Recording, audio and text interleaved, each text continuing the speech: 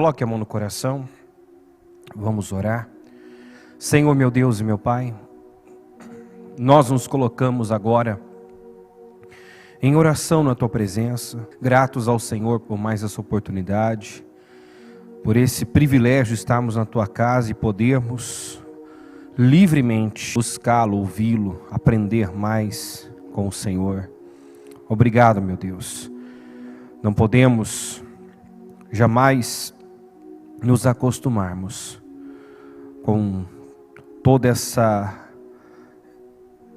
liberdade, com toda, meu Deus, esta bênção, essa dádiva que nós temos, meu Deus, de poder falar e ouvir acerca do Senhor, sem nenhuma preocupação de alguém vir e nos incomodar, nos ameaçar. Ajuda-nos, como diz a Sua palavra, ajuda-nos a aproveitar ao máximo cada oportunidade, porque os dias são maus. Nos guarda de negligenciarmos, meu Deus, tamanho privilégio. Perdoa as nossas falhas, nossos erros e pecados, cada palavra, cada pensamento, cada sentimento que possa ter te entristecido. Nós pedimos perdão, nós pedimos misericórdia, nós pedimos que nos lave com o Teu sangue, derrama do Teu sangue sobre as nossas vidas, nossa mente, nossos olhos, nossos ouvidos, nossa boca, nosso coração, nossas mãos, nossos pés. Senhor, nos santifica, nos consagra, nos purifica, que a Tua misericórdia nos cubra, meu Deus, que a misericórdia do Senhor, que se renova a cada manhã, que a razão de não sermos consumidos nos cubra agora, e que essa barreira seja quebrada, e que nada, Senhor, absolutamente nada impeça a Tua presença e a Tua manifestação aqui. Até porque se o Senhor não se fizer presente, meu Pai, não tem por que estarmos aqui. Nós nos reunimos aqui em Teu nome, nós viemos Te buscar, ouvir a Tua voz. Então assuma esse altar, que eu seja apenas, meu Deus, um instrumento, um porta-voz, um instrumento do Senhor, que o Senhor cresça, eu diminua. Meu Deus, que o Senhor nos conduza, que o Senhor nos oriente, que o Senhor abra os nossos olhos, que o Senhor nos dê visão, entendimento, que o Senhor, meu Deus, nos ajude a compreender a Tua vontade, o que quer de nós, o que espera de nós, meu Deus, e ajude-nos também a nos posicionar, a chegar no nível que espera que chegamos, porque nós queremos avançar para níveis mais altos, mas jamais iremos, meu Deus, estar acima da nossa cabeça, da nossa visão. Então amplie a nossa visão, nos ajuda a crescer primeiramente internamente, dentro, para poder ocupar posições mais altas aqui fora. Nos prepara, nos treina, continua nos treinando, nos colocando à prova, forçando o nosso crescimento através das mensagens, das palavras, das circunstâncias, meu Deus, das dificuldades muitas vezes que enfrentamos. Eu oro, meu Deus, para que tudo possa conspirar para um crescimento, uma evolução, um desenvolvimento, porque se esse é o ano de vivermos 10 vezes mais, não podemos admitir permanecer no mesmo lugar, sendo as mesmas pessoas. Senhor, nos forja, nos pressiona, meu Deus, nos coloca à prova. Meu Pai, faça o que tiver que fazer, mas ajuda-nos nesse crescimento, meu Deus. Tem coisas que jamais, meu Pai, nos sujeitaríamos se não fosse por meio, meu Pai, de uma pressão, de uma dificuldade. Então, meu Deus, o que tiver que acontecer, o que nós tivermos que passar, que enfrentar, para aprender, para amadurecer, para nos encontrarmos numa condição em que o Senhor possa investir, em que o Senhor possa colocar mais em nossas mãos, que assim seja. Que assim seja. O Senhor é quem sabe o que nós precisamos. Então, trabalha conosco, em nome de Jesus, e nos dê a unção, a graça, o favor que nós precisamos para lidar com cada situação e transformar, meu Pai, situações, lugares, em nome de Jesus. É o que eu peço e desde já te agradeço, amém. Graças a Deus, amém. Estão ligadas as nossas vitórias. Você pega o Espírito. Que Espírito é esse? Diga aí: eu bebo do Espírito, da palavra profética para 2022. 10 vezes mais. Incomparável será este ano na minha vida. Diga: eu creio. Amém. Sentem-se, por gentileza. Vamos abrir novamente Ezequiel 37.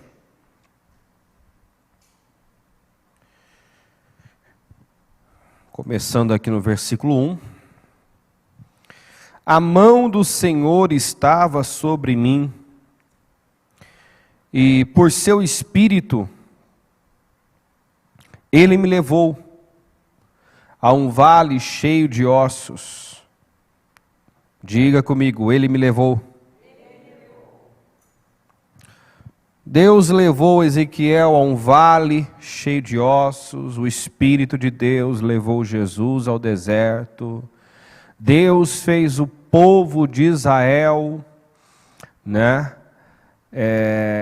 caminhar pelo deserto. Deus permitiu que José fosse para o Egito, que Davi, por anos, sofresse a perseguição do Saul. E nós vemos que em todas estas situações, Deus estava trabalhando, treinando, fortalecendo. Hoje, ainda pela manhã, o bispo Anderson ainda falou, que já teve oportunidades de trabalhar com pessoas agradáveis, fáceis, de lidar. Mas cresceu lidando com pessoas difíceis. Então, naturalmente, por iniciativa própria, José não iria para o Egito, mas era necessário. Se houvesse a opção de sair do Egito para a terra, sem dúvida, o povo optaria, mas tinha que passar pelo deserto. Era necessário. Fazia parte do processo de crescimento, de amadurecimento. Ali o Senhor disse, que os colocaria à prova para saber o que é que ia sair deles e para ensiná-los a depender, a confiar, a esperar, por Ele. Então, Davi, sem dúvida nenhuma, sonhava com um dia em que aquela situação findaria, aquela perseguição injusta iria cessar. Ele discerniu que aquilo era um processo. Por 2 vezes teve a oportunidade de cortar esse processo, matar o seu perseguidor. Deus permitiu que Saul estivesse por 2 vezes nas mãos dele. Então, se ele quisesse, ele podia ali interromper, digamos assim, aquele processo, acelerar aquele processo, acabar logo com aquele sofrimento, injusto, porque Davi nunca fez mal, nunca foi inimigo do Saul, mas foi nesse período aí, mais ou menos de 13 anos, viveram como um fugitivo, se escondendo em cavernas, que Davi, foi sendo forjado, foi ganhando experiência, foi se fortalecendo, foi crescendo. A Bíblia diz que por onde ele ia, ele crescia. Enfim, é necessário. Às vezes Deus nos coloca em situações, em lugares difíceis. Eu fiz questão de você repetir aqui, ó. Ele me levou. Ele quem? O diabo? Foi o diabo quem o colocou diante daquele cenário, naquele lugar feio? Não, foi o próprio Deus. Porque Deus gosta, né, de ver os seus filhos vivendo, passando por momentos difíceis? Não. Mas porque a provação, a dificuldade, as tribulações produz perseverança.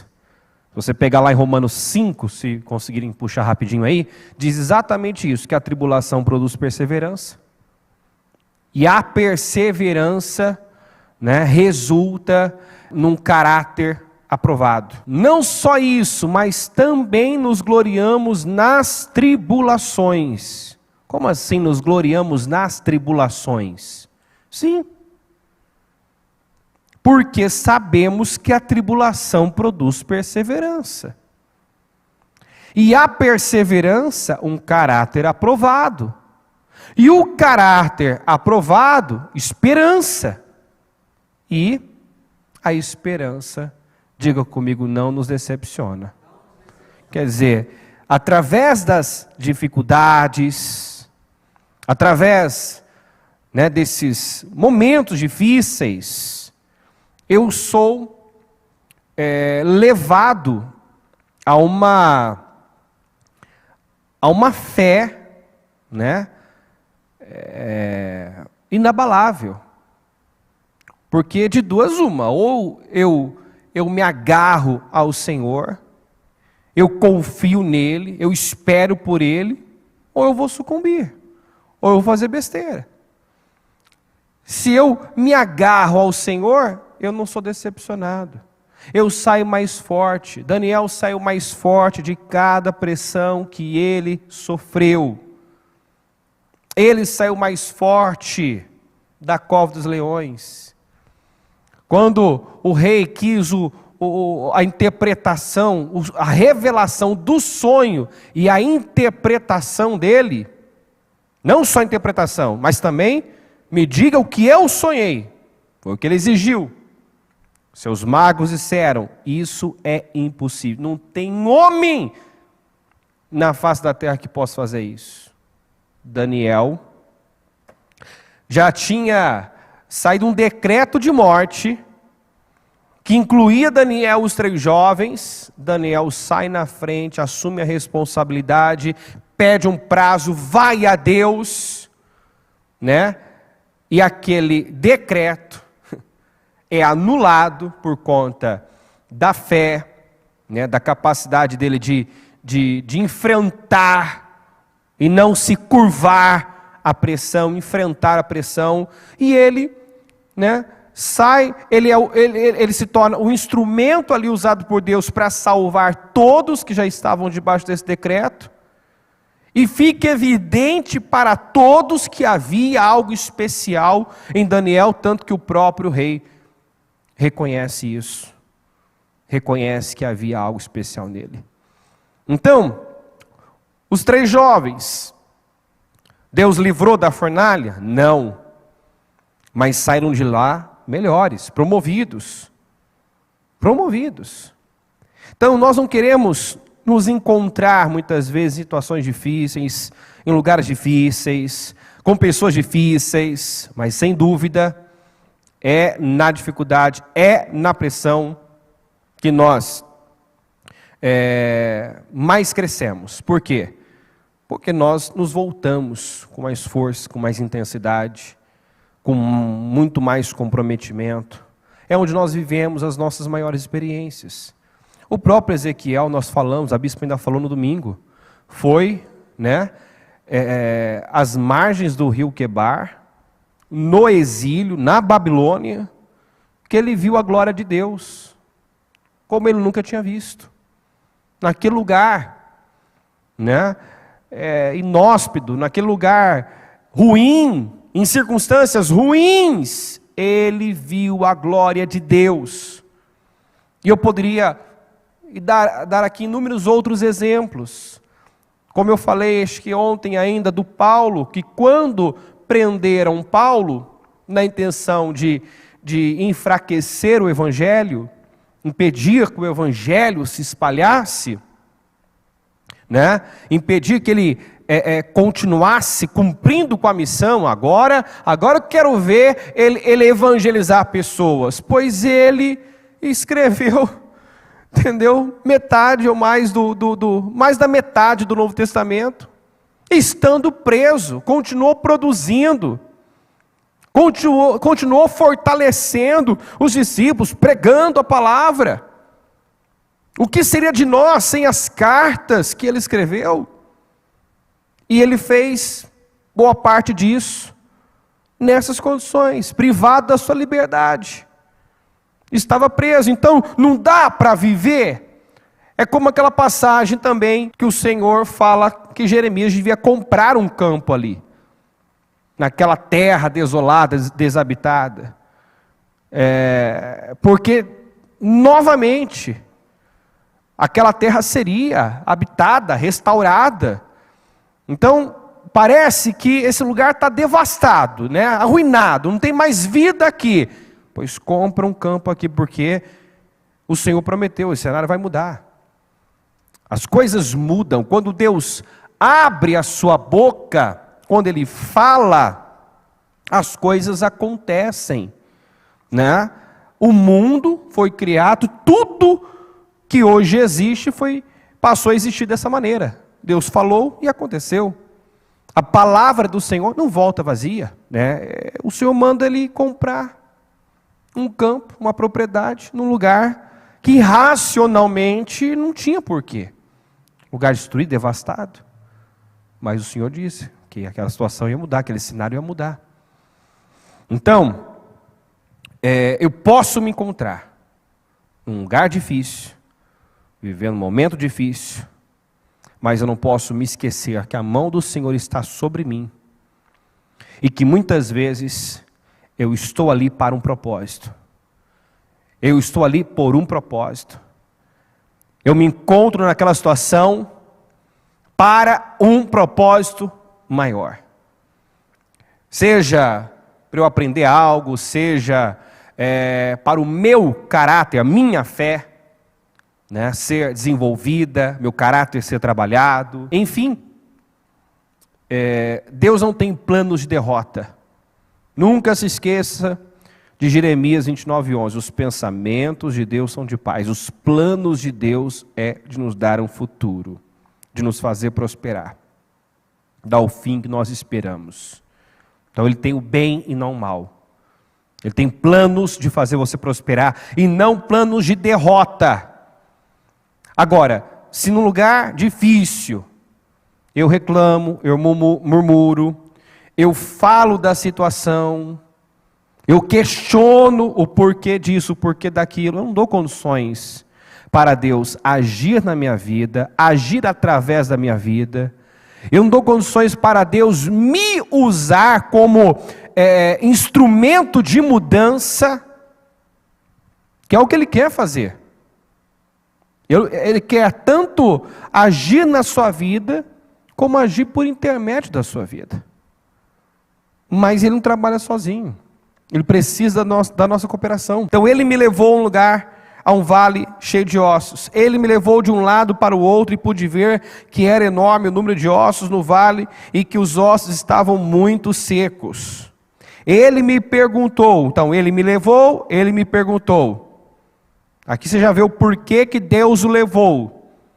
Agora que Ele pergunta, fica claro o porquê que Deus o colocou lá, naquele lugar. Ele queria ver o que iria falar mais alto, o que iria prevalecer dentro dele, né? A nossa fé é colocada à prova. Então, eu dizer que eu creio em Deus, que eu creio na soberania de Deus, que o controle está na mão de Deus quando tudo está perfeito, é uma coisa. Agora, quando eu estou em meio a uma tempestade, parece que o meu barco vai afundar, que eu vou morrer, Não são poucos que têm a mesma atitude, que falam a mesma coisa que os discípulos falaram para Jesus, que por sinal estava com eles no barco. Não te importa que morramos, Senhor. Nós vamos morrer. Lembra dessa passagem? Não te importa que morramos, não te importa. O Senhor não, aí, ao que prevalece, ao que grita dentro de muitas pessoas. O Senhor não se importa. Nós vamos morrer. Né? A sensação de que estou abandonado, esquecido, desamparado. Então tudo isso falou mais alto. Porém, eles tinham uma palavra. Que palavra? Vamos para o outro lado. O Senhor estava com eles. E aonde o Senhor está, diga, tem vida, tem vitória, não tem morte, não tem derrota. Jesus se levanta, repreende o mar, o vento, o mar, e questiona: por que estão com tanto medo, homens de pequena fé? Por quê? Estão com tanto medo. Por quê? Estavam com tanto medo. Porque só tiveram olhos para as circunstâncias, para o vento, para o mar, para o problema, para a situação. E toda vez que isso acontece, o medo domina, né? Conclusões precipitadas são tiradas, sai o que não deveria sair: incredulidade, dúvida, reclamação, murmuração. Então o segredo é fazer o que Josafá fez. Eu não sei o que fazer, mas os meus olhos estão postos em ti. Eu não sei o que fazer, mas uma coisa eu sei: eu preciso continuar olhando para Deus, confiando nele, esperando por ele, resistindo nele, permanecendo nele e com aquilo que ele me disse. Eu posso não saber o que fazer, não ter o que fazer, mas no fundo todo mundo sabe. Tanto é que no desespero, qual que é a expressão que se ouve? Alguém já se viu, né, em uma situação desesperadora? Né? Alguém já perdeu o controle do carro, cruzou a pista, né? Uma aquaplanagem, por exemplo? Eu já vivi essa experiência. Você trava, se você não fala, pelo menos você pensa: meu Deus, não é? Ou então, o sangue de Jesus tem poder, não é? Você está atravessando a rua ali, a pista, se não for Deus, você não tem controle, você grita. Até o ateu no desespero lembra de Deus. Meu Deus, e agora? Então, todo mundo sabe o que fazer, para onde correr, qual é a saída, né? Aquela frase é a verdade: seja qual for a situação, a questão, a resposta é Deus. A saída é Deus, a solução é Deus. Corra para Deus. Ele me levou e agora ele me perguntou: filho do homem, esses ossos poderão tornar a viver? Observe que Deus quer saber o que eu penso, como eu vejo, qual é o meu olhar para uma situação, como eu encaro. Porque como imaginou na sua alma, assim é. Como eu penso, assim é. Né? Então, o Senhor mostrou o vale, mostrou o detalhe do detalhe, fez ele andar, né, de um lado para o outro. Ele pôde ver que era enorme o número de ossos naquele lugar e que estavam sequíssimos. E agora que você já viu, que você andou para lá e para cá, né? Que de certa forma você se envolveu, tomou consciência da situação, do problema. Eu quero ver se você tem consciência de mim. Porque tem gente que às vezes tem consciência de tudo, do problema, da gravidade do problema. Ele sabe o que as pessoas pensam, o que foi dito a respeito.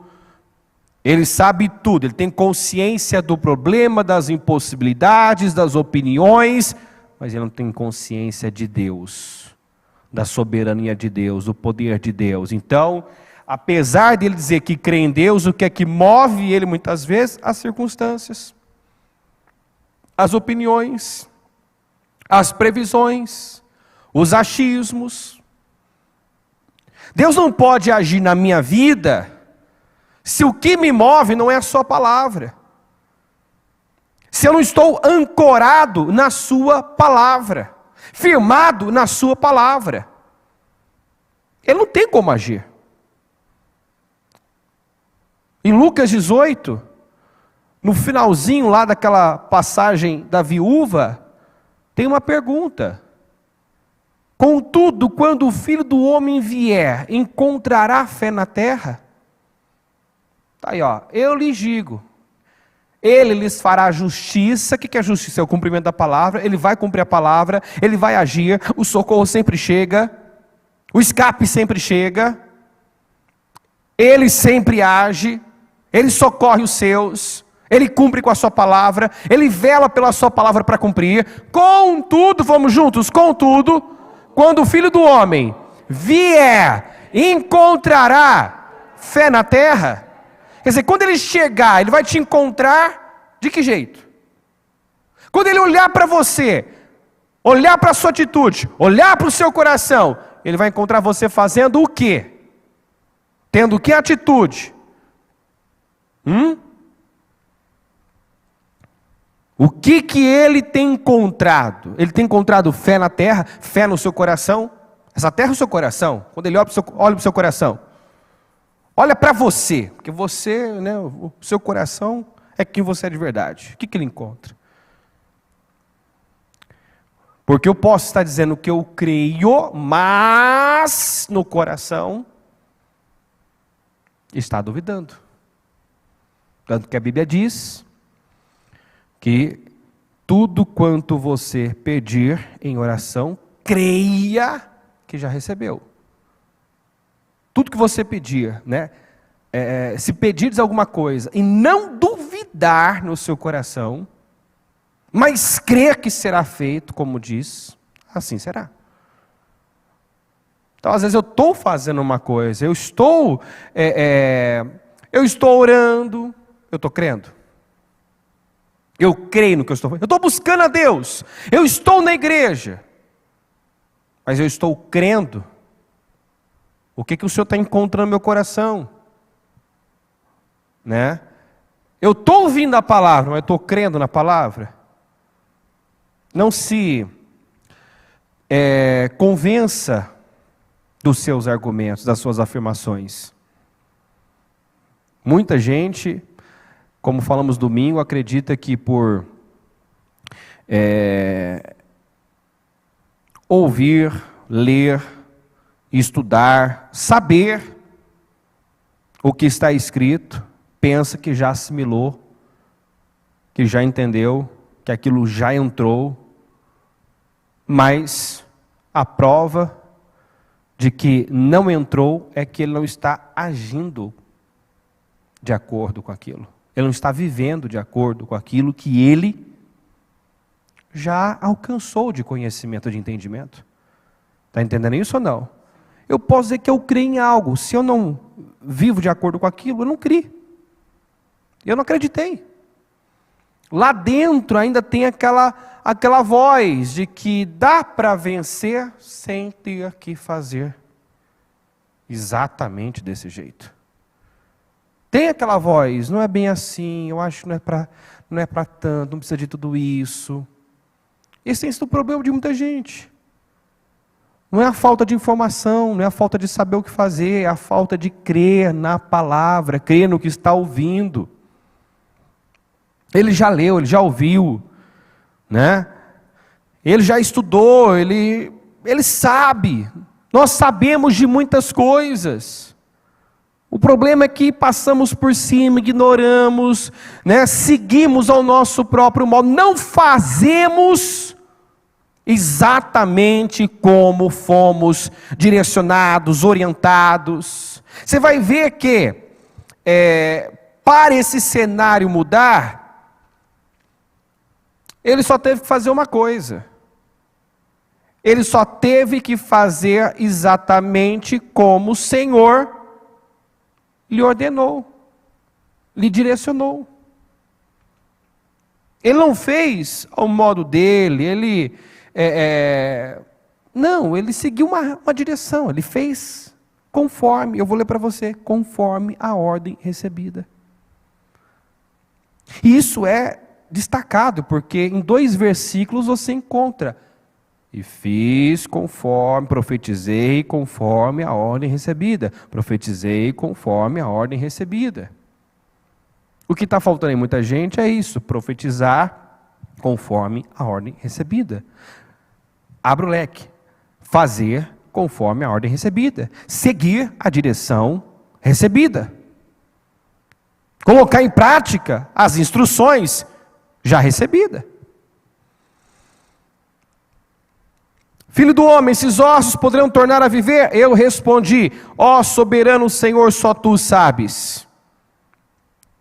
Ó soberano Senhor.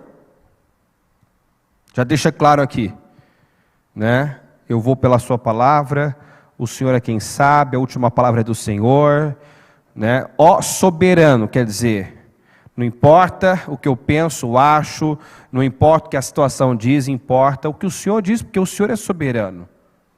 Se eu pensar que não tem jeito, e o Senhor disser que tem, então cabe a mim abrir mão do que eu penso, né? Se a situação está gritando que acabou, não tem mais jeito, mas o Senhor disser que tem, então cabe a mim ir contra o que a situação está gritando. Está entendendo isso ou não? Porque às vezes o problema está gritando, acabou, não tem mais jeito, né? É como aquela situação do Jairo, né? O Jesus já estava a caminho e o diabo trouxe até ele, né, até o Jairo, até Jesus, homens da casa dele com a informação: não incomoda mais o mestre, sua filha já morreu, não tem mais o que fazer. O diabo usou aquelas bocas para convencer o Jairo que a situação estava definida. Que é uma situação mais definida do que essa? A situação gritava: acabou, não tem jeito. Mas ó sabedoria, ó o foco do profeta: ó soberano Senhor, eu não vou por aquilo que a situação mostra. Eu não confio nos meus sentidos, eu confio na sua palavra, o que o Senhor me disser. Então ele me disse: profetize a esses ossos e diga-lhes: ossos secos, ouçam a palavra do Senhor.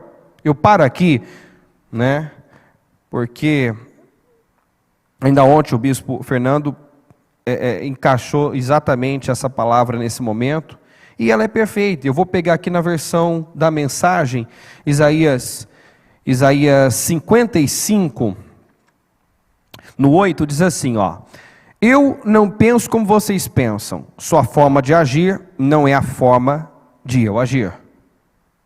Então, vamos guardar isso aqui. Eu não penso como vocês pensam, então não queiram me entender com sua cabeça. O meu papel, o seu papel não é entender Deus, as maneiras de Deus trabalhar, né? A mente de Deus é muito mais ampla do que a minha.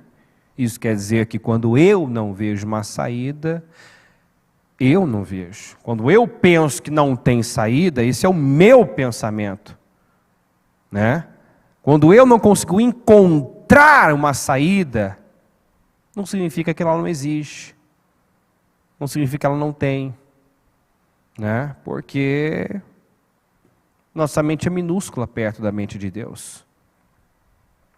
E mais, o que não faz sentido para mim, faz para ele. A forma dele agir não é a nossa forma de agir. A sua forma de agir não é a forma de eu agir. Então, mais uma vez, confie nas direções que Deus dá. Não queira ser Deus. Nós já vimos muitas pessoas querendo ocupar o lugar de Deus. Mas por que Deus não age assim? Por que Deus não faz assim?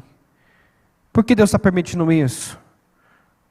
Não, porque eu penso, ó a pretensão, ó a presunção da pessoa. Não, eu acho que Deus não podia, eu acho que Deus não, né, não devia. Você quer ocupar o lugar de Deus? Quem é você para dar conselho para Deus? Saber o melhor caminho, a melhor maneira? Quem somos nós para isso? Né? Para criticar, questionar, opinar na ação, na maneira de Deus trabalhar? Ah, mas é que não faz sim, não faz para mim, não faz para você. É que eu não consigo entender. Não é o seu papel mesmo entender tudo. A própria Bíblia diz que tem coisa, nem tudo foi revelado.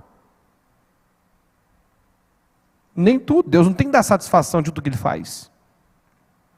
Entendeu? Não tem que dar satisfação de tudo que Ele faz. Não é interessante que quando Deus tirou o povo de Israel do Egito, mandou ir pelo caminho mais longo, mas não mandou dizer ao povo por quê? Deus disse para Moisés, né? Muda a rota, vai pelo caminho que dá ao mar, que eu vou fazer o coração do faraó endurecer, né? Eu vou fazer ele pensar que vocês estão perdidos, vou endurecer o coração dele, e ele vai sair em perseguição. Isso ele disse para Moisés. Moisés não recebeu a ordem de anunciar o povo. Por quê? Porque aquilo era um teste. Aquilo era um teste. Deus falou para Moisés, não falou para o povo tudo o que ia fazer. Apenas mandou, né, Moisés mudar a rota. Por quê? Porque Deus queria ver se eles iam confiar. E eu te pergunto, tinham razões para confiar em Deus ou não? Sim ou não, gente? Esse povo era leigo, ignorante, acerca das maravilhas de Deus, do poder de Deus, da soberania de Deus. Mas você está vendo como é que é? Às vezes, por mais que nós já vivemos, já vimos, já experimentamos a sua glória, ainda somos conduzidos muitas vezes pelos nossos sentidos, pelo que vemos, pelo que ouvimos de negativo. Sabemos que Deus não falha, sabemos que Deus é bom, sabemos que Deus não sabe errar, mas não foi o que eles pensaram quando se viram diante do mar, encurralados? Questionaram Deus, questionaram Moisés, como quem diz, Deus não sabe o que faz, nos tirou do Egito, para nos trazer aqui, morremos no deserto, não era melhor morrer lá? Olha só, tiveram a pior atitude, uma atitude decepcionante, e assim tem sido a atitude de muita gente, decepcionante, porque Deus espera algo diferente, Deus espera mais, Deus espera um caráter forte, Deus espera uma fé inabalável, Deus espera um povo convicto, a despeito de tudo. Olha as palavras que Deus tem nos dado. Maturidade, tornar-se como Cristo. Em que momento a fé dele foi abalada? Em que momento ele titubeou? Em nenhum momento. Lá no Getsemane teve aquela pressão, né? A carne pedindo para não avançar, e ele até orando, Senhor, passa de mim, mas não prevaleça o que eu quero. Você vê um homem resoluto, um homem decidido, eu vou até o fim, Senhor. O que eu tiver que fazer, enfrentar, eu vou enfrentar, eu confio no Senhor, ajuda-me. Você não vê Jesus titubeando, mas você vê muita gente duvidando da sua soberania, duvidando da sua força, da sua capacidade, da sua fidelidade, fraquejando na fé, né? Cedendo às tentações, às propostas, às pressões. Deus quer um povo forte, um povo firme.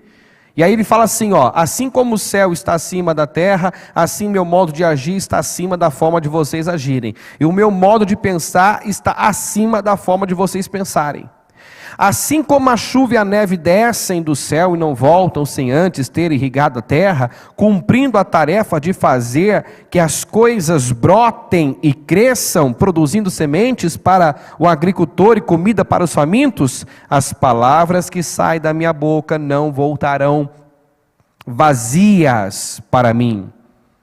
Elas cumprirão a missão de que as incumbi e cumprirão a tarefa que lhes dei. Vocês sairão com alegria, serão conduzidos a uma vida plena, os montes e colinas vão conduzir o desfile, transbordando com canções, as árvores da floresta vão se juntar ao cortejo sem economizar aplausos. Acabaram-se os espinheiros, agora só há pinheiros. Acabaram-se as roseiras bravas, agora crescem as murtas. São monumentos erguidos em homenagem ao Eterno, evidências vivas e duradouras que dão testemunho do Eterno. O que o Senhor está dizendo aqui? Olha, o cenário vai mudar e todos irão ver. As árvores, e muitas vezes árvores são usadas como referência, né, como uma simbologia de homens. Os homens não vão economizar aplausos. A obra que Deus vai fazer, a transformação que Deus vai realizar, vai ser como quando Israel voltou para Sião, foi trazido de volta para Sião. Até nas outras nações se diziam: grandes coisas fez o Senhor por esse povo. Não era só a boca deles não que estava reconhecendo a grandeza, a glória do Senhor. Até nas outras nações se dizia: olha o que Deus fez na vida desse povo. Deus fez coisas grandes na vida desse povo. E aqui é a mesma coisa, o Senhor fala: olha, a minha palavra, assim como a chuva, a neve desce e cumpre o seu propósito, irriga a terra, não volta sem cumprir com a sua tarefa, assim é a minha palavra. Quando eu libero a minha palavra, ela atinge o propósito. Quando eu falo, eu libero algo, eu cumpro. A palavra que sai da minha boca não volta vazia. E o que o Senhor mandou o profeta fazer? Ele mandou ele profetizar os ossos. Profetiza esses ossos e diga-lhes: ossos secos, ouçam a palavra do Senhor. Ele liberou a palavra do Senhor sobre aquilo que era o seu problema. O que representa o seu vale de ossos secos? O que representa na sua vida, né, esse vale de ossos secos? Libera a palavra sobre isso. Diga ao problema da sua vida, que é como um vale de ossos secos, o que a palavra diz. Ezequiel vai lá e profetiza, diga: assim diz o Senhor. Ouça a palavra do Senhor. Então, problema, ouça a palavra do Senhor.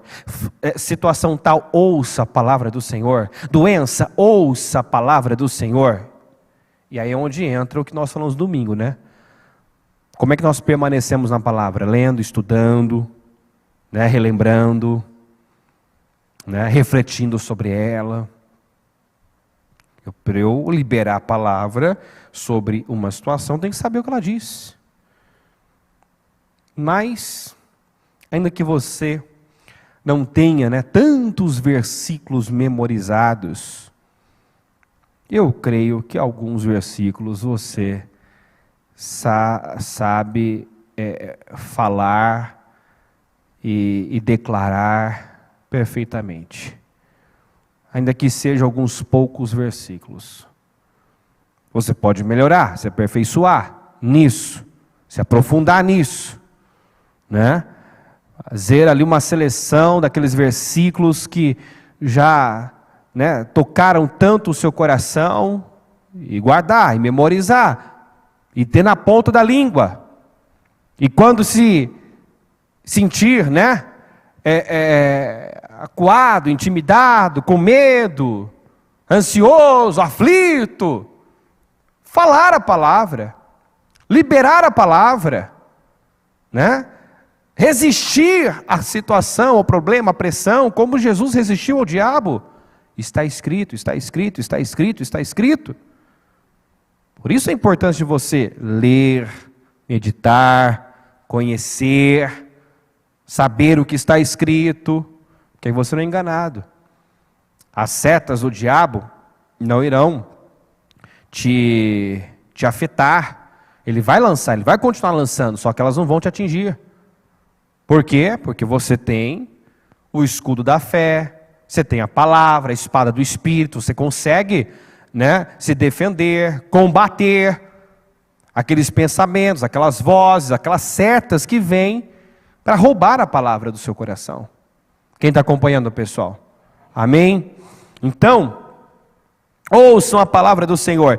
Assim diz o soberano Senhor: a esses ossos farei um espírito entrar em vocês, e vocês terão vida. Porei tendões em vocês, e farei aparecer carne sobre vocês, e os cobrirei com pele. Porei um espírito em vocês, e vocês terão vida. Então vocês saberão que eu sou o Senhor. E eu profetizei, vamos juntos aqui, eu profetizei, conforme a ordem recebida. Agora, o que Deus mandou ele fazer? Vamos entrar na história. Você está diante de um cemitério, um vale cheio de ossos, e Deus manda você falar com os ossos. Tem sentido? Tem lógica? Não tem, humanamente falando. Sentido, lógica, razão. Não, se coloca na história e agora introduza nessa história também aquele familiar incrédulo, entendeu? Aquele parente que não vive a mesma fé, aquele amigo que já pensa que você é um fanático, um louco, entendeu? O que ele diria se visse você falando com os ossos? Não te disse? É um louco. Entendeu? Não falei? Virou de vez. Está falando com o osso. Está pregando para osso. Num vale de ossos secos. Então, quantas vezes você recebe direções que parecem não fazer muito sentido? Isso aqui vai contribuir, vai causar algum impacto na sua vida? Se você fizer sem crer, não, mas se você fizer crendo, sim. Por exemplo, lá ungir a casa que você sonha morar, o carro que você sonha andar, o lugar onde você tem uma questão a resolver. Se você for lá na dúvida, você perdeu o seu tempo. Mas se você vai lá e usa a sua fé e acredita no que está fazendo, né, pode ser que quem está ali ao redor, né, esteja achando graça, né, esteja achando que você é um doido, um louco. Quando você vai lá ungir e orar e declarar, né, que aquele ponto comercial já né, o seu negócio já está ali. De repente é um lugar movimentado, está passando gente. Quando nós vamos ungir um novo prédio, às vezes a pessoa olha e não entende aquilo. Alguns até acham bobagem.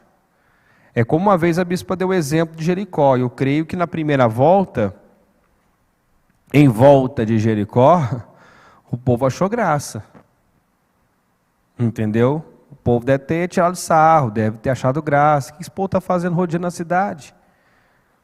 Né? Rodearam a cidade, nada.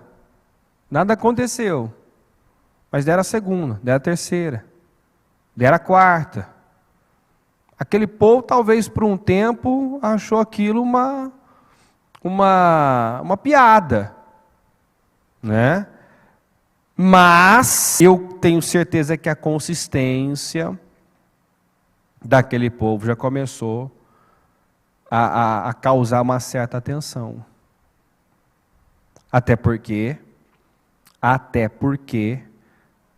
todos em Canaã já sabiam dos feitos desse Deus. Todos já sabiam do que esse Deus vinha fazendo pelo seu povo. E A Bíblia não fala, né? Podemos, né, deduzir o que o povo pensou daquele movimento todo, mas no final, o que aconteceu? Muralhas ruíram. Muralhas ruíram. O povo conquistou aquele território. Então, é uma outra direção, sem muito sentido, né? Eu vou rodear porque eu estou rodeando e depois da última volta eu vou dar um grande grito, a muralha vai cair, é por isso? Não, porque eu estou obedecendo a palavra, uma direção que Deus me deu, sem questionar, sem racionalizar, porque eu estou fazendo o que Deus mandou fazer. O que falta em muita gente é isso aqui, ó, profetizei conforme a ordem recebida. Eu recebi uma ordem, recebi uma direção, e obedeço. O Naamã quase perdeu a oportunidade de ser curado, justamente porque a direção que ele recebeu não fazia sentido. Quais foram os argumentos que ele apresentou ali? Que isso? Tem rios mais limpos, com águas cristalinas. Se é para eu me banhar, eu vou me banhar no rio sujo? Eu estou cheio de ferida pelo corpo e eu vou descer as águas do rio Jordão? Não são os rios Jabana e Farfar mais limpas, com águas cristalinas? Você vê que ele tentou entender Deus. E é aí onde muitos impedem, né, o sobrenatural, a ação de Deus de acontecer. Porque eu não tenho que entender, eu acabei de ler para você aqui em Isaías. O meu pensamento está muito acima do seu. O meu modo de agir, o meu modo de agir está acima da forma de vocês agirem, e o meu modo de pensar está acima da forma de vocês pensarem. Então não tentem entender os meus métodos, a minha forma de trabalhar. Deus é assim, Deus é criativo, Deus tem um senso de humor. Agora há pouco eu vi uma postagem na página da Bispa, não sei se vocês já tiveram tempo de ver, caso consigam também pegar e colocar aí, podem colocar, falando do Elias, né, que foi sustentado por uma viúva. Acabe procurou ele em todo Israel, e onde ele estava? Em Sidom, né? Ele não achou, estava escondido por Deus, Então, o senso de humor de Deus é uma coisa incrível. Ele usou corvos para alimentar o profeta por um tempo. Depois uma viúva que estava já se preparando para a morte, né? O Acabe procurou e não achou, ele estava ali, debaixo do nariz dele, entendeu? E Deus só, e foi o Elias que se apresentou quando Deus disse, agora vai Acabe. Então, para mostrar que quem está no comando, Deus. Quem tem o controle de tudo? Deus. A Jezabel mandou matar os profetas do Senhor. Mas tinha no palácio um homem chamado Obadias, que estava ali, sustentando alguns profetas que ele escondeu, que estava cuidando, sustentando, alimentando aqueles profetas. Havia um homem de Deus ali. Ela tentou eliminar todos, mas tinha no palácio, tinha ali um homem de Deus, cuidando de profetas. Então, para você ver que Deus sempre cuida dos seus. Fome em toda parte, Elias suprido através da viúva na terra do inimigo. Deus realmente tem um senso de humor maravilhoso. Sidom era a terra de Jezabel. E no palácio, Obadias, um homem de confiança, né, temente a Deus, desde a infância, defendendo, protegendo, alimentando os homens de Deus, livrando-os de forma incrível da fome, da sede, né? E até da morte, sem ter água alguma e nenhuma comida, e esse homem estava lá, Obadias estava lá, dentro do palácio de quem queria, né, acabar com os profetas do Senhor, cuidando de homens de Deus, tementes a Deus. Então, e aí depois você lê todo o resto aí dessa postagem, achei muito bacana essa postagem, que mostra o cuidado, que mostra a soberania de Deus. Deus tem o controle de tudo. Vamos concluir a leitura aqui, ó. Profetizei conforme a ordem recebida. Enquanto profetizava, houve um barulho, um som de chocalho, e os ossos se juntaram, osso com osso. Olhei, e os ossos foram cobertos de tendões, de carne, depois de pele, mas não havia espírito neles. A seguir, ele me disse: profetize ao espírito, profetize, filho do homem, e diga-lhe, assim diz o soberano, o Senhor: venha desde os quatro ventos, ó Espírito, e sopra dentro desses mortos, para que vivam. De novo, repita comigo: profetizei conforme a ordem recebida. Então, observe, né, que a mesma expressão é repetida aqui, ó. Há um destaque aqui. Porque é exatamente isso que está faltando. Falta direção, falta orientação, não, falta essa obediência, falta eu crer e seguir à risca, fazer conforme a ordem recebida. O que é que Deus me mandou fazer? Tudo que eu julgo difícil, deixo para depois, né? Porque não quero pagar o preço, porque eu acredito que dá para pegar um atalho, dá para fazer o meu modo. Lá na frente fica pior. Às vezes você foge de um enfrentamento, você tem que enfrentar aquilo que você não quis enfrentar, só que numa proporção maior. Entendeu? Você não lida hoje, vai ter que lidar amanhã, só que com muito mais dificuldade. Muito mais dificuldade. Então, você foge de algumas dores, amanhã você... Por exemplo, a Noemi não fugiu da crise, da fome, ela encontrou coisa pior. Ela encontrou morte, além de fome, além de miséria. Então, assim, o que você tem que fazer, que Deus te orientou a fazer, faça. Obedeça. Olha, lembra da palavra da semana passada, forçado pelas circunstâncias. O Saul definiu a vida dele dessa forma. Forçado pelas circunstâncias, não obedeceu uma ordem clara e direta de Deus através de Samuel, que era esperar, que era confiar. Espera 7 dias que eu vou chegar, vou oferecer o sacrifício. Ele não esperou. Pois ele acabou de oferecer o sacrifício, Samuel chegou e disse: você agiu como louco, desobedecendo a ordem do Senhor. Você poderia ter estabelecido o teu reino para sempre. Isso era um teste. E você não passou no teste. Você foi reprovado. Quantas pessoas que quando são testadas, quando o Senhor procura fé na terra, quando Ele observa, o que vai sair? Não sai o que Ele espera. A pessoa não tem o comportamento, a reação que Ele espera. Tira conclusões precipitadas, reclama, murmura.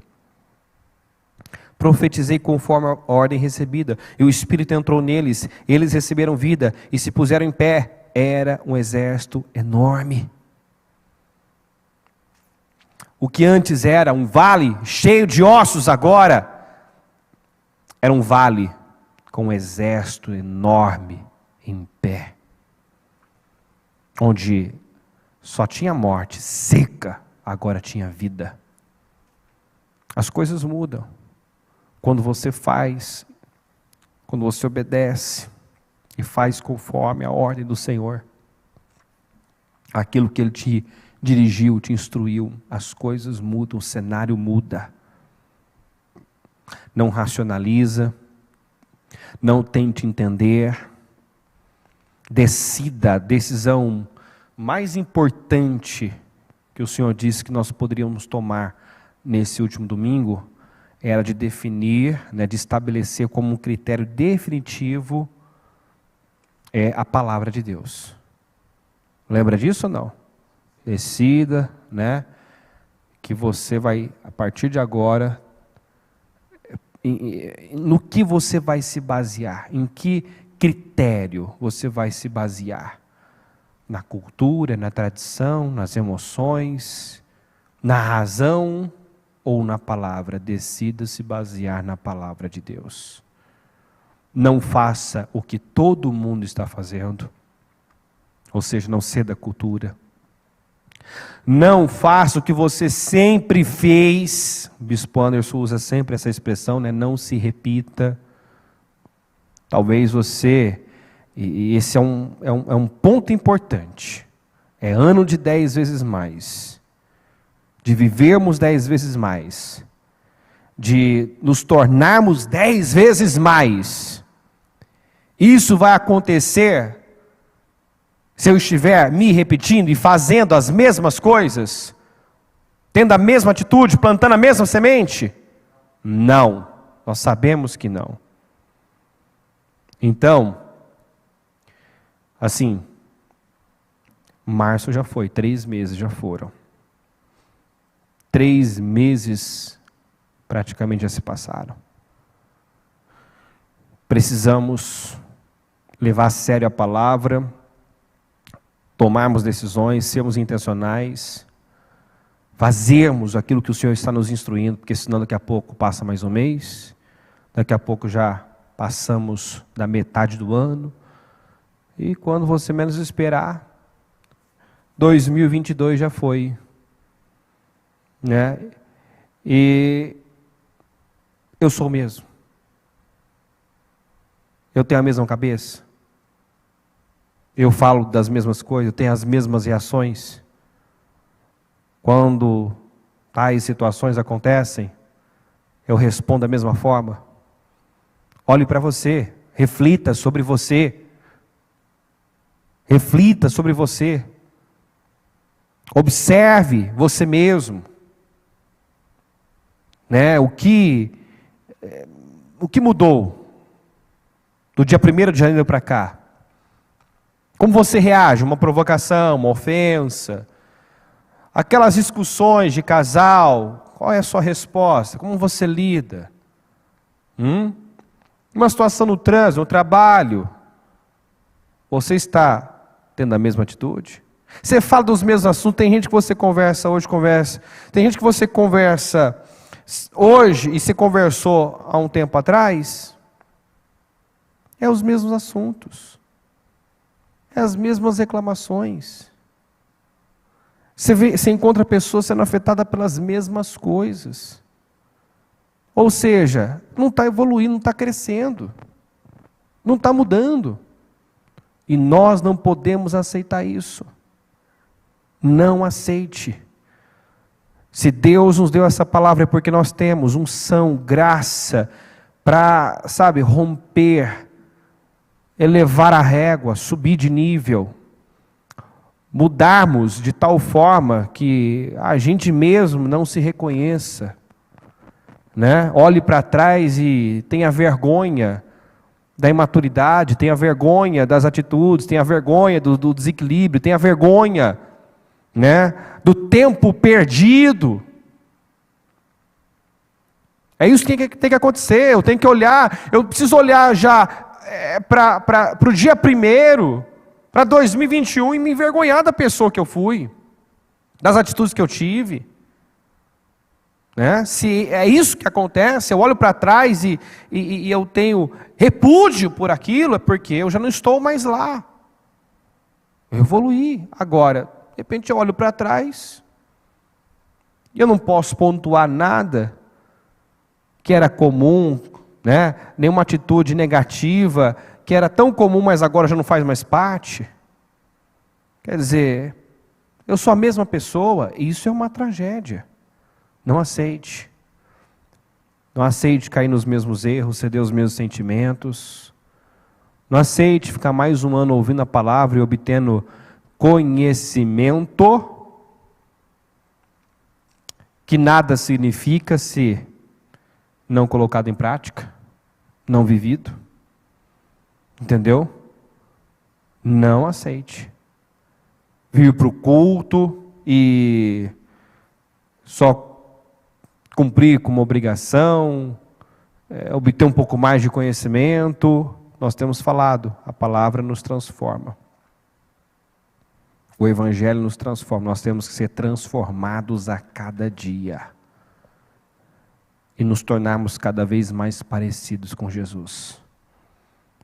Faça conforme a ordem recebida e você vai ver o teu cenário mudar, as coisas tomarem uma outra forma na sua vida.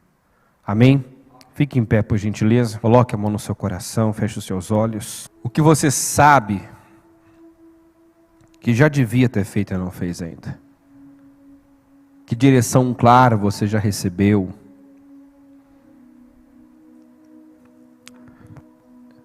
Mas talvez ainda tenha feito ao seu modo, do seu jeito. Tem tentado, tem praticado a obediência do Saul, que na verdade não é obediência, é desobediência. Parcial é desobediência. Obediência parcial revela incredulidade, mente dividida. É aquilo, eu creio na palavra, mas esse mais mostra divisão, mostra uma mente dividida, um coração dobre. E como Tiago disse, não pense tal pessoa que receberá coisa alguma do Senhor. É por isso que muitas pessoas, às vezes, passam anos dentro da igreja sem mudança de vida, sem evolução, sem crescimento. Porque ela está o tempo todo recebendo direções. Mas uma pequena parte, ou às vezes nada, está sendo praticado. Nada está sendo vivido. Nada. Às vezes você conversa com pessoas, e as próprias pessoas dizem, falam, onde estão errando, né? Inclusive eu já concordei com meu cônjuge acerca disso, que nós, né, faríamos diferente, agiríamos diferente, nós temos consciência, nós sabemos, tem consciência, sabe, mas não faz. Esse é o problema de muitos. Então tome a decisão aqui hoje, em nome de Jesus, que você não vai ser mais forçado pelas circunstâncias, que você não vai mais racionalizar, que a direção que o Senhor te der, você vai seguir, vai obedecer, que você vai abrir mão dos seus argumentos, dos seus achismos, que você vai tentar dar um jeitinho, não, você vai pagar o preço, pagar para ver em Deus. E sabe o que você vai ver em Deus? O sobrenatural, o agir sobrenatural de Deus. É isso que você vê da parte de Deus, quando você decide confiar plenamente, radicalmente. Ele entra em ação, Ele dá ordens, Ele faz aquele vento soprar e o mar se abre, se divide ao meio. E você que se via sem saída, de repente, vê um caminho aberto diante de você. E você o atravessa em pés enxutos. Deus cria saída onde não tem, abre porta onde não tem. Mas antes de agir, de mostrar sua força, revelar a sua glória, Ele nos testa. Deus está testando a muitos, Deus está colocando muitos à prova. Deus quer ver o que vai sair de você. Contudo, quando o Filho do Homem vier, Ele vai encontrar fé na terra. Quando Ele olhar para você, quando Ele te observar, Ele vai encontrar fé, certeza, convicção. Ele vai te encontrar fazendo aquilo que Ele te mandou fazer. Ele vai te encontrar no lugar onde Ele mandou você estar. Quantos que quando Deus procura para abençoar, Ele já não está lá mais onde o Senhor esperava encontrá-lo? Ele já saiu da sua posição, Ele já saiu da sua fortaleza, Ele já perdeu a esperança, Ele já se curvou à situação.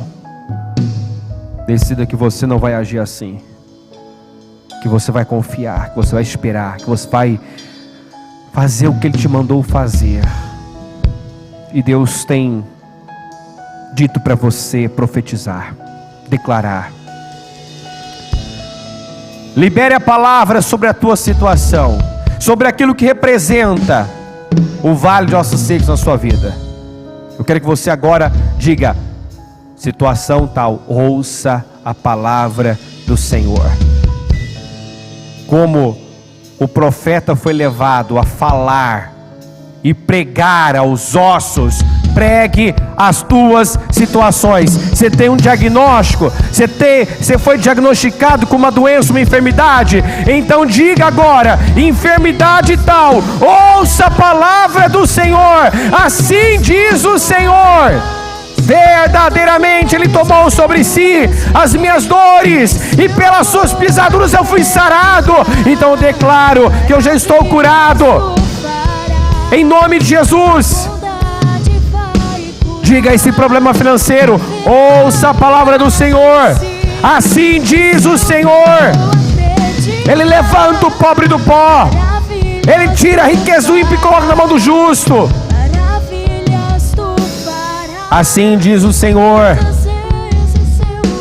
eu vim para que tenham vida e vida com abundância. Então eu declaro que a minha vida abundante é uma vida ausente de necessidades, que eu sou cabeça e não cauda, que eu estou por cima e não por baixo, que eu tenho para dar, mas não tomar emprestado, em nome de Jesus.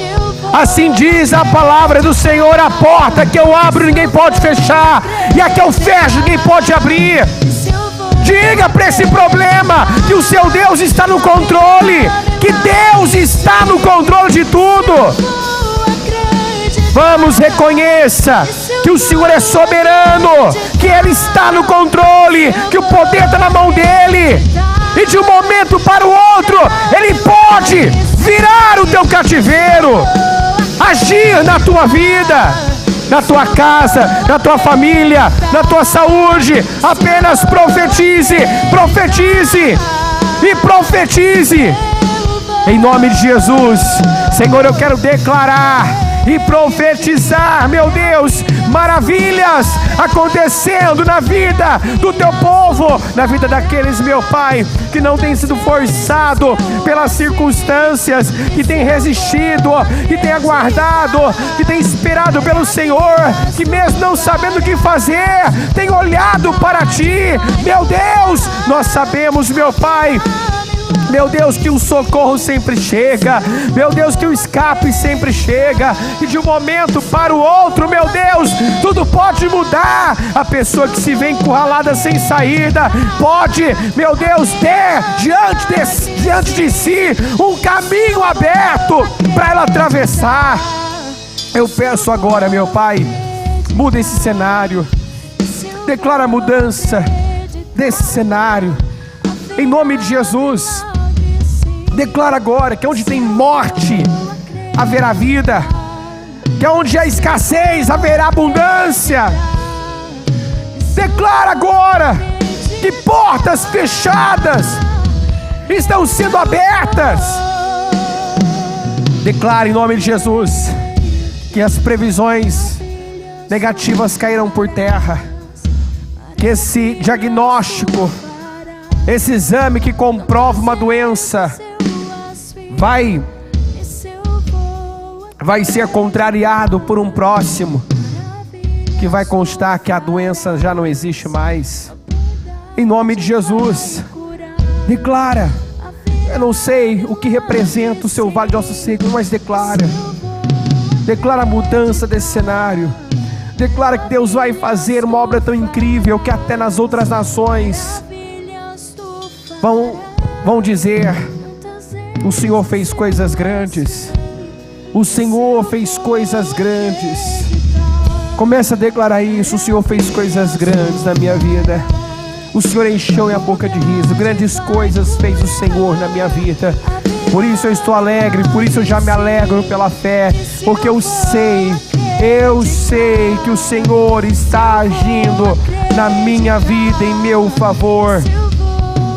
Eu não creio nos meus sentidos, eu não creio no que as circunstâncias dizem. Eu creio no Senhor. Eu creio no Senhor. Deus perguntou a Ezequiel: esses ossos podem reviver? Ó soberano Senhor, tu sabes. Ezequiel tinha consciência do problema, da gravidade do problema, mas também tinha consciência da grandeza, da soberania do seu Deus. E você decide, nós decidimos no que vamos acreditar. Decida crer no Senhor. Decida crer que o Senhor vai fazer maravilhas. Ainda que pareça que não há saída, tudo está definido, não há o que fazer, algo já está morto, perdido, acabado. Decida crer que o